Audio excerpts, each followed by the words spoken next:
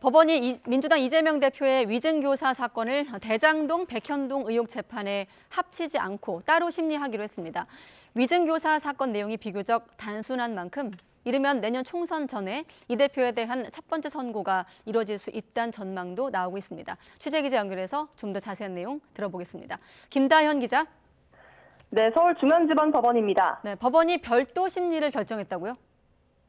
네, 그렇습니다. 서울중앙지방법원은 오늘 오후 2시 이 대표의 위증교사 사건 첫 공판준비기일에서 이번 사건을 대장동, 백현동 의혹 재판과 분리해 별도 심리하기로 했습니다. 검찰은 오늘도 통상 절차에 따라 병합 요건인지 아닌지만 판단해 재판부에 별도 심리를 요청한 거라며 이 대표가 총선에 나가지 못하도록 괴롭힐 목적이었다면 백현동 의혹도 별도 재판을 요구했을 거라고 강조했습니다. 반면 이 대표 측은 현재 심리 중인 사건만으로도 시간이 부족하다며 온전한 방어권 보장 등을 위해 위증교사 사건을 대장동 재판에 병합해야 한다는 입장을 고수했습니다.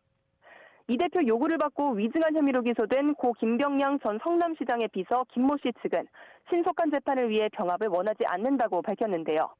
당사자가 자백하는 상황에서 합의부에서 재판받을 이유가 없다며 사건을 다시 단독 재판부로 보낼 수 있도록 재배당해달라고 요구하기도 했습니다. 이에 대해 재판부는 병합 여부를 상당 기간 검토했다면서 위증교사 사건을 대장동 사건과 분리해 심리해도 되겠다는 의견을 밝혔습니다. 이 대표 측은 대장동 재판 분량이 많아 추가로 위증교사 사건을 같이 진행하면 어려움이 있다고 토로했지만 재판부는 위증교사 재판을 급하게 진행하지 않을 예정이라며 부담이 되진 않을 거라고 답했습니다.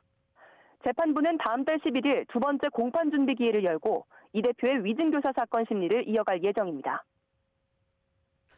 네, 그럼 오늘 재판부 결정으로 내년 총선 전에 위증교사 사건 1심 선고 결과도 나올 수 있는 겁니까? 네, 그렇습니다. 위증교사 사건의 경우 대장동, 백현동 사건과 비교해서 공소 사실이 비교적 단순한데요.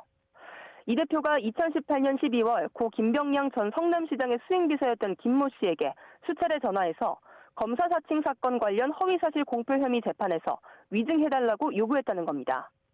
검찰은 이 대표와 김 씨 사이 통화 녹취록을 확보한 상태입니다. 또 앞서 검찰이 이 대표에 대한 구속영장을 청구했을 당시 영장 전담 재판부가 위증교사 혐의는 소명된다고 판단하기도 했습니다. 이 때문에 재판 심리에 속도가 붙을 경우 1심 선고가 이르면 내년 4월 총선 전에 이루어질 가능성도 제기됩니다.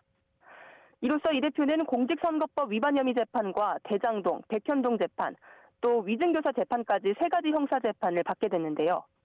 상대적으로 사건 구조가 단순한 위증교사 혐의 1심 결과가 총선 전에 나올 경우 이 대표의 향후 정치 생명과도 직결될 수 있습니다. 지금까지 서울중앙지방법원에서 전해드렸습니다.